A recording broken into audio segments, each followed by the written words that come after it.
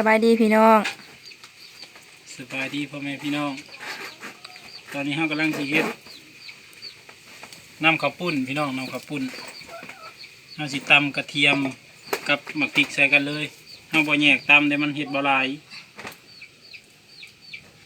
เปลี่ยนภาษาก่อนวันนี้พี่น้อง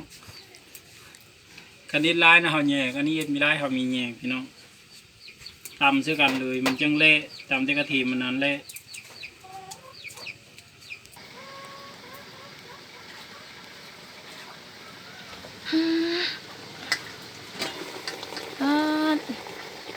กดลงพี่น้องอันนี้หนึ่งยังเลยตรวจสอบเบิ่งก่อนห่อนดิพี่น้อง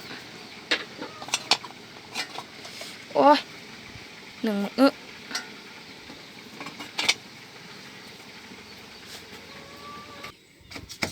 ผู้เฮ็ดกับผู้เก่านั่นพี่น้องเอ้ยแม่น้องมิ้นนอกจากหา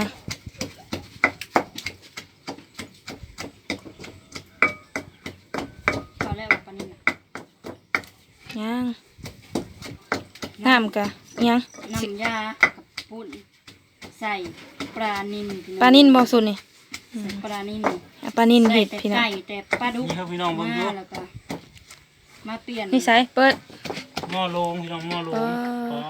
ตัวเห็นแต่หม้อเอาอันออกมาเสอะดิปลาหนึ่งโลงตอนนี้ป้ากำลังตำกระเทียมกับมะพริกน้องเรายืนเอาข้าวปุ้นกันมึงได้ไผ่นี้ช้ำไผ่ล่อทองเด็กก็ปลาก็ทำอะไรห่อนตัวใส่กะทิกับกะทิสำเร็จรูปนี่ปลานิลผู้เขายืนนำข้าวปุ้นเอาเต้นหนึ่งนี่ตรงนี้ป้าเป็นแต่มียืนนำข้าวปุ้นอันนี้เป็นแต่ว่ายกก้อยเจียวมากินโทรศัพท์ก็มีโฟกัสโฟกัสคือเดี๋ยวเอาดูอันจองนะนี่พี่น้องนี่ไอ้ตัวเอสมันจะมีทัน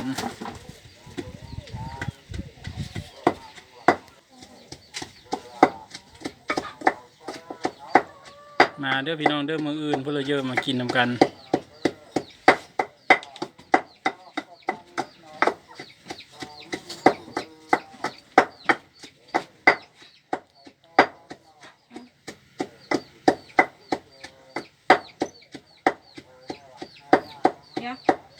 อันนี้ยังเสียลงโต๊ะอีกตัวเนาะใช่ปลา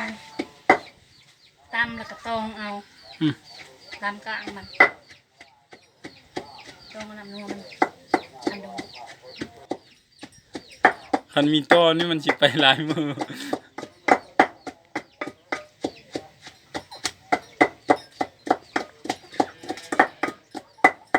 ตอนนี้ก็คืมผ้าคืมพ้นทางนอกอะแต่ว่าคืมอยู่คู่มือแต่พ้นมีตกลายมือเลยพี่น้องแค่เหนียวร้ายคือปลาดุกมาเด้อเอาจ้องมาดูจ้องเขามาถ่ายบ้านดมที่เย็นๆเนี่ยยันโทรศัพท์ฮอดยันพี่น้องฮอดกะทิเอากะทิสำเร็จรูปขั้นตอนแรกก็เอาน้ำกะทิลงไปขั้นตอนแรกก็กระทะลงขั้นตอนที่สองก็เขาก็เอาน้ำกะทิล้างสะอะไรพี่น้องนั้นโปรตีนมันลายฮะสะนะเขามีเพื่อมันเสียหายได้นี่สดเด็ดอีสดหนึ่งมาผิกกับกระเทียมมาเตี๋ยวกับกระเทียมพี่น้องมาเตี๋ยวกับกระเทียมในยินฮอดประเทศไทยในยินฮอดทั่วโลกป้าลืมแล้วบ้านพ่อบอกเสียวกะทิเพราะอะไรเนาะมันหัวกันหอมเลยบ้านนี้เป็นตะแสบรีพี่น้องมาเด้อพลยาก็มากินนำกันเด้อตอนดำนานะพ้องมาก็มีเพื่อมากินก็ได้ป้าถ่ายพดตรวจไอตีดังคอยหอมอะไรหอมกะทิ ทางนี้ก็แกะป่ายังเข้ามาคอมเมนต์กับเลี้ยวมาเบิ่งอย่างเลยคือเก่ามีแล้วจะคือ จังหวะเป็น ช่วยกันเอ็ดพี่น้องมันจังแล้วเร็วแต่ว่า โอ้ย ป้านะเพิ่นเอ็ดเป็นหมาทุกอย่าง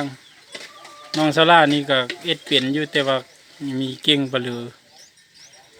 ป้านี่โอ้ยเพิ่นชำนาญเอ็ดเป็นหมาทุกอย่างพี่แล้วก็เอ็ดเป็นหมด เชฟบ้านนอกพี่น้อง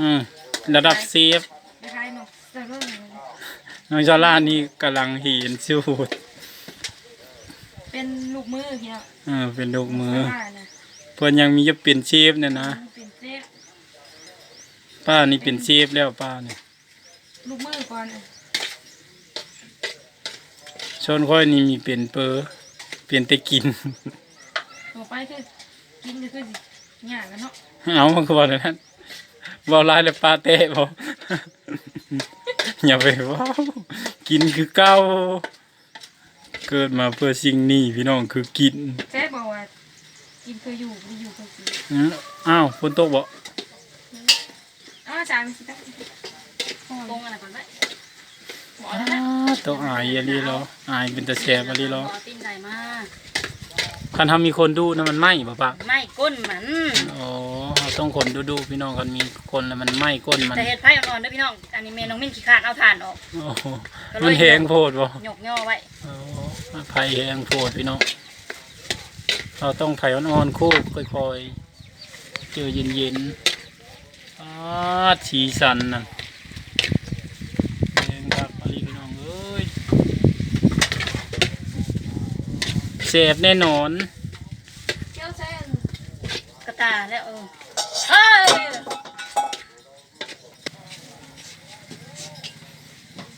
เครื่องมันพี่น้องนะคือ เอาปลาลงอีกเนาะกะมันเนาะ ใช่ เอาลงอยู่ เยี่ยวหลงเลยว่า ตำเอามาแล้วปะตำแล้วก็ต้องเอา เอามันนะ อันนั้นคือลูซินพี่น้องลูซินปลาแล้วก็อันนั้น ไก่ ตีนไก่พี่น้องหรือว่าเท้าไก่แต่เขาอย่าไปว่าเท้าไก่จะมันมีแต่เสียตีนไก่เลยพี่น้อง มันจะแซ่บ มันยังเจ็บ โอ้ยลบเป็นควัน มาเด้อพี่น้องใครอยากกินตีน มาเด้อพี่น้องเด้อว่าเราจะคิดตีน ตีนไก่พี่น้อ ไก่ ปอดหม้อเขานะโลงอะไรโลง มาเด้อ โลงเป็นโลง เอาจานระเบิดบ่ แม่งแล้ว โอ้ยกล่องโลงเอากะทิลงไปพี่น้องน้ำต้มป่านั่นแล้วเอาน้ำต้มป่าน้ำมันเก่า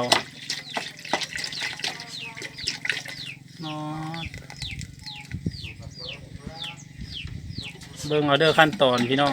แล้วก็เอาไปเอ็ด สูตรทางพังลาวเขาสูตรทางป้ามินนี่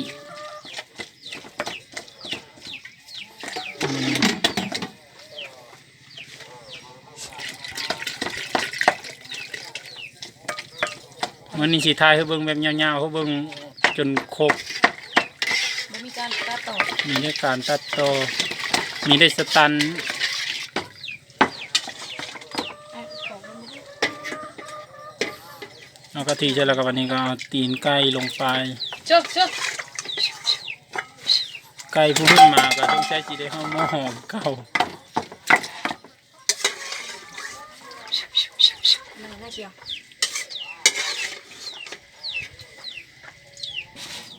บ้านนี้ก็เอาปลาลงพี่น้องทีเด็ด ปลาพี่น้องเนื้อปลาที่เขาตำแล้ว นี่เนื้อปลาผู้ตำแล้วลงไปมัน พี่ยังหัวเอาคนเดี๋ยว เอาเนื้อปลาแล้วเขาก็คนแล้วมันละเอียดก่อนพี่น้องอย่ามันจับโตกัน เก็บกันเนี่ยเชียร์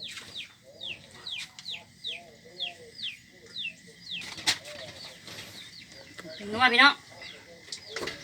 จะไม่ได้เหรอ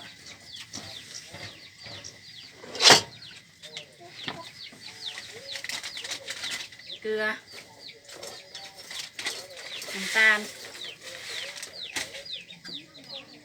คนน้ำนาบัดน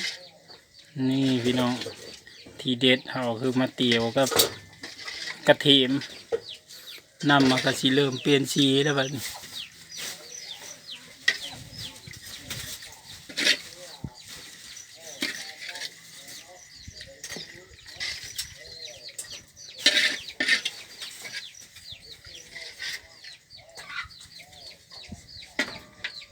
สาม ล่างเอาจนเกลี้ยงพี่น้องมันจังแสบ อีน้อยได้แม่โอ้ยมันสิได้เล่นบ่คันโทรศัพท์เอาเบิ้นเบิ้นเบิ้น โบงเดียวมันมีโนพี่น้องต้องสามเชื้อร้ายแสบร้าย ใส่น้อยบ่แซ่บ เชื้อน้อยนี่มีแสบมีต้องเชื้อกันเชื้อน้อยนี่บ้านนี้ก็รู้สิ้นเฮา ชิ้นปลาพี่น้องเลย